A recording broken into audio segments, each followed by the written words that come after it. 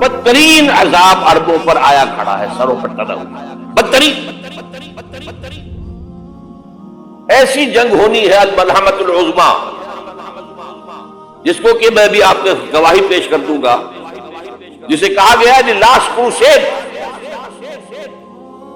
Bush نے بھی crusade کا لفظ بول دیا تھا، پھر واپس لیا اس نے۔ نکل جاتی ہے جس کے منہ سے سچی بات مستی میں، فقیہ مصلحت بھی سے اور ہندے بادہ خار اچھا، کروسیڈ کہہ کر پھر واپس لیا۔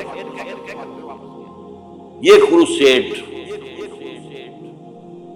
اس کے اوپر جس قدر نقصان ہونا ہے عربوں کا، گریٹر اسرائیل بنے گا، یہ عراق، شام، اردن، سعودی عرب کا کچھ شمالی علاقہ، ترکی کا جنوبی علاقہ، مصر کا صحرائے سینا، اور اس کے ساتھ ہی جو بہترین اس کا زرخیز ترین علاقہ ڈیلٹا آف نائل، یہ سب یہودیوں کے قبضے میں جائے گا۔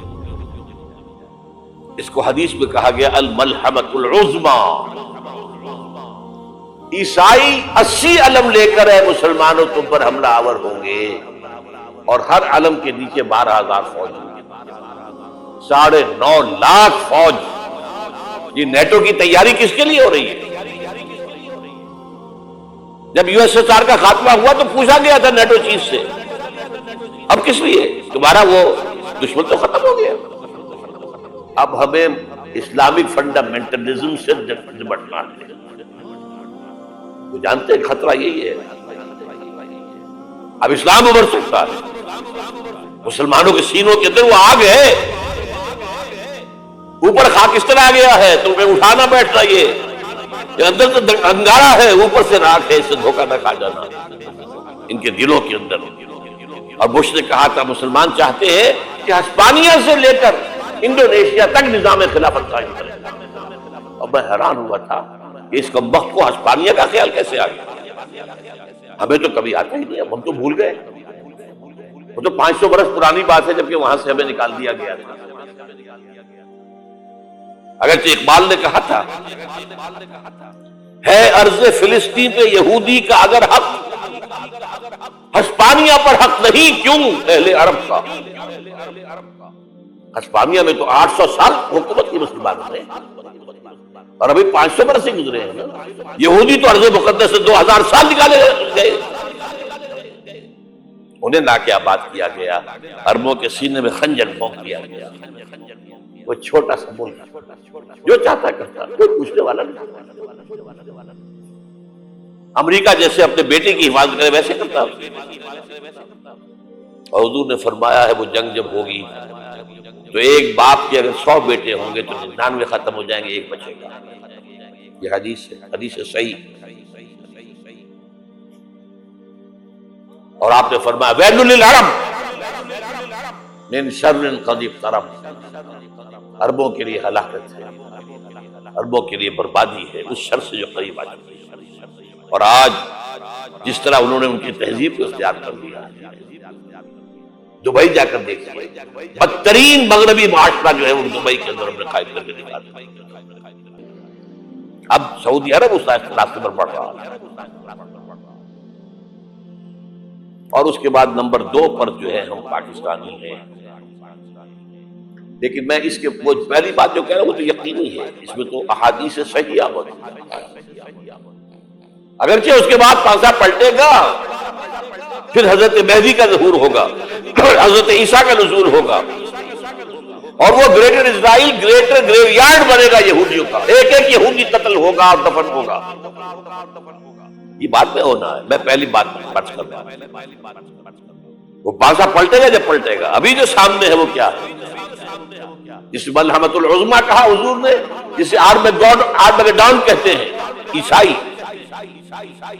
آرمگیڈون کی اگر کہیں جا کر آپ دیکھیں گے، آپ ڈکشنری میں مانی کیا لکھا ہے؟ A very big war which will be fought between the forces of evil and good before the end of this world۔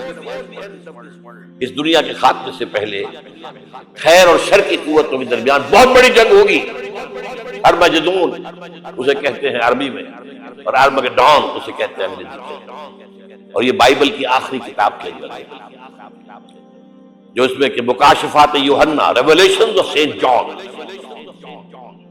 یہ تو میں کہہ رہا ہوں یقین کے ساتھ، اور زیادہ دور نہیں آیا چاہتا ہے۔ اس لیے کہ یہودیوں کا اور عیسائی جو کنزرویٹوز ہیں، نیو کنزرویٹوز، ان کا 5 نکاتی ایجنڈا ہے متفق علیہ، جس کے تحت یہ جنگ صلیبی شروع کی گئی۔ تو سن لیجئے آپ، آرمیگیڈون نمبر 1، گریٹر اسرائیل قائم ہو جانا اس کے نتیجے میں نمبر 2، مسجد اقصی اور قبۃ الصخرہ کو گرانا نمبر 3، وہاں تھرڈ ٹیمپل، وہ مسجد جو حضرت سلیمان نے بنائی تھی 1000 قبل مسیح میں، پھر برباد کی تھی نیبوکدنیزر نے، دوبارہ بنائی گئی، پھر دوبارہ ختم ہوئی 70 عیسوی تک گری پڑی۔ ان کا خانہ کعبہ گرا ہوا ہے 70 عیسوی سے لے کر آج تک۔ ایک دیوار ہے ویلنگ وال، جہاں جاتے ہیں، روتے ہیں، پیٹتے ہیں، باتیں کرتے ہیں، وہاں وہ بنے گا تھرڈ ٹیمپل۔ اور نمبر 4، اس میں لا کر رکھا جائے گا تخت حضرت داؤد کا۔ یہ تخت کہاں ہے اس وقت؟ یہ لندن شریف کے اندر جو ان کی پارلیمنٹ کا جو چرچ ہے، ویسٹ منسٹر ایبے، اس میں رکھا ہوا ہے۔ ایک پتھر تھا جس پر بٹھا کر حضرت داؤد کی تاج پوشی ہوئی، پھر حضرت سلیمان کی ہوئی، پھر وہ پتھر رکھ دیا گیا جب حضرت سلیمان نے بنایا ہیکل مسجد اقصی، وہاں رہا وہ۔ ہر بادشاہ جو تھا یہودی اسی کے اوپر بٹھا کر اس کی تاج پوشی ہوتی تھی۔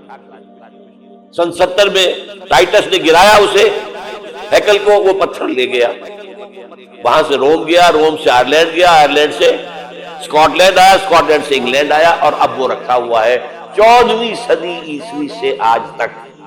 وہ ویسٹ منسٹر ایبے میں رکھا ہوا، ایک کرسی کی سیٹ میں اسے بنا دیا گیا ہے تخت کی شکل۔ اب انگریزوں میں کوئی ملکہ ہو، کوئی بادشاہ ہو جس کی بھی تاج پوشی ہوگی، اس میں ہوگی۔ یہ لا کر رکھا جائے گا تھرڈ ٹیمپل، اور اس پر یہودیوں کے خیال کے مطابق ان کا مسیحا آئے گا جو مسیح دجال ہوگا۔ عیسائیوں کے خیال کے مطابق حضرت عیسیٰ آئے گے، وہ ہمارا بھی خیال ہے حضرت عیسیٰ آئے گے علیہ السلام۔